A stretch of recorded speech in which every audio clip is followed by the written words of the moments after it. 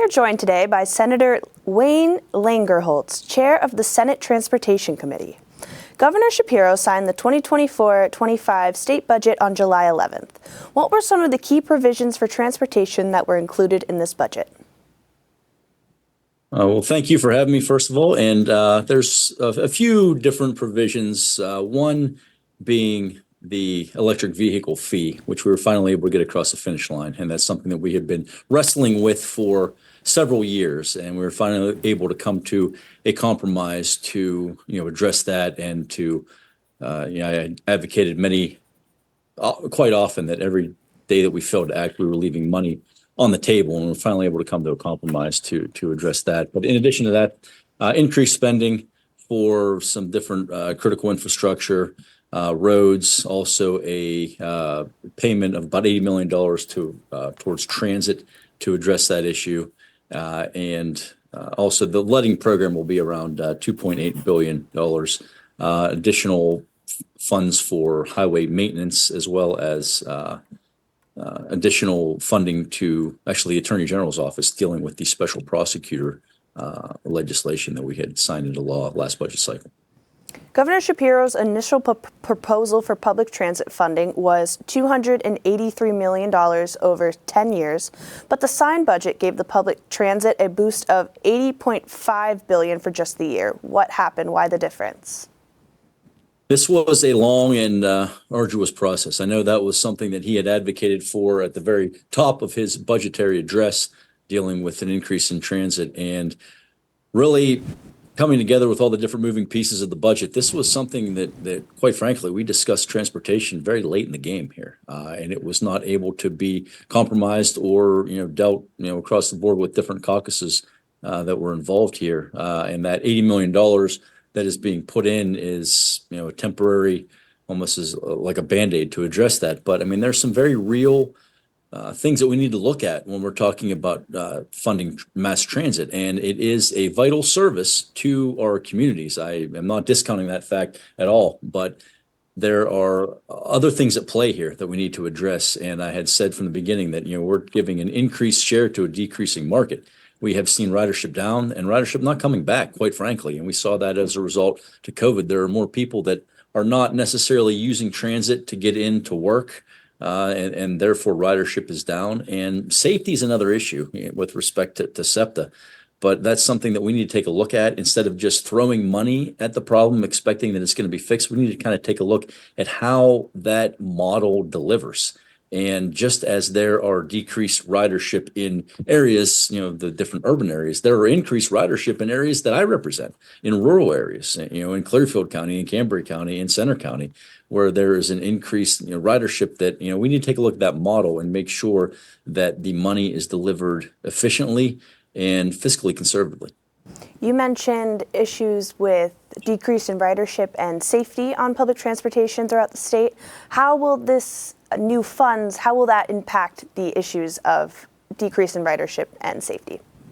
Well, as a part of this budget, the Attorney General's office was allocated additional funds, and I think about $5 million to address law enforcement throughout the Commonwealth. Of that, there's about a $1.2 million piece that will go directly towards the special prosecutor to address the inaction of crime on SEPTA, to restore the public confidence, quite frankly, in SEPTA, and ensure that those that violate the law on SEPTA are held fully accountable. So that money will help to fund that, to hopefully get rider confidence back. How important is public transportation in Pennsylvania? Public transportation is very important. It is the lifeblood for so many Pennsylvanians to get to work, to get to doctor's appointments, to get to different things throughout the Commonwealth. So it is very important, and it is a service that we absolutely must fund and is essential to the residents within the Commonwealth. You mentioned SEPTA earlier, and I know Pittsburgh has public transportation, and even, like you said, rural communities across the state have it. How will these funds set aside in the budget for transportation be distributed across all of these public transportation methods? Yes, that money will go, into the formula and then be allocated out, and obviously the larger share will go towards in the Philadelphia region, as well as in Pittsburgh region, secondly, and that's just by virtue of the fact of the larger share that they serve. You mentioned earlier the fee that is going to be imposed on electric vehicles. That will be a $200 fee. Why did you feel like this charge was necessary? So several years ago, I think even back to whenever I became the majority chair of the Senate Transportation Committee, we were always looking at revenue options as well as how to appropriately spend taxpayer dollars. And this was an increased number of people are getting more electric vehicles, and there's nothing that they're paying other than the alternative fuels tax. And if you really take a long look, that it is a self-reporting mechanism that is, if you're going to charge your vehicle at home, then you're required to submit to the Department of Revenue. And there's questions as to how many people that own electric vehicles were even doing that. So that was generating, I think, maybe about $225,000 a year. And I'm talking about across the entire Commonwealth. So that is a very small amount of revenue when you're talking about the entire Commonwealth. So we had taken a look at how can we ensure that electric vehicles can pay their fair share. Number one, electric vehicles are heavier. The argument can be made that they're putting more wear and tear on the Commonwealth's roads and bridges. So my goal was not to make this more complicated than necessary. We don't need more bureaucracy, quite frankly. And if different stakeholders would weigh in saying this is how we should do it, the last thing that I wanted to do was to have another agency created or more bureaucracy or more red tape to ultimately enforce this. So we tried to make it as simple as possible. We calculated the amount based on an average that the average motorist in Pennsylvania drives about 12,000 miles. And if they drive 12,000 miles in the Commonwealth, then they would pay, based on they're paying about 60 cents in Pennsylvania gas tax per gallon of gas. And if they're paying that and driving about 12,000 miles, it equated out to about $295, $93 a year in gas taxes based on those calculations. So that was a number that we originally came back at. Obviously, the legislative process, there were individuals, folks in the House that felt that was too high. I think their initial comeback was maybe $100. And quite frankly, I said, this is a non-starter. We're not interested in that small amount. So through different negotiations, and I give a tip of my hat to my colleague, Senator Greg Rothman. It is his bill. It was Senate Bill 459. That's what got it across the finish line. I'm sorry, not Senate Bill 459. It was Senator Greg Rothman's bill that got across the finish line that ultimately compromised at $200 this year, $250 next year, and then tied into inflation from thereafter. And that is due to the growing rise of electric vehicles exponentially. And just, I think, from 2019 to 2024, the rise has been quite a large amount. You briefly touched on roads and bridges being impacted by this budget. Is there any specific roads or bridges that they want to make an effort to fix for this budget? I know that bridge safety has been a topic of conversation in the legislature for many years.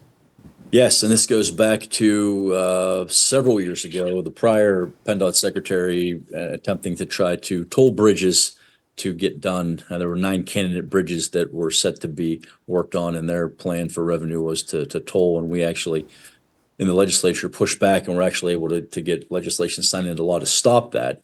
But there is a very big bridge down by where you are at now, and that is the South Bridge, I-83.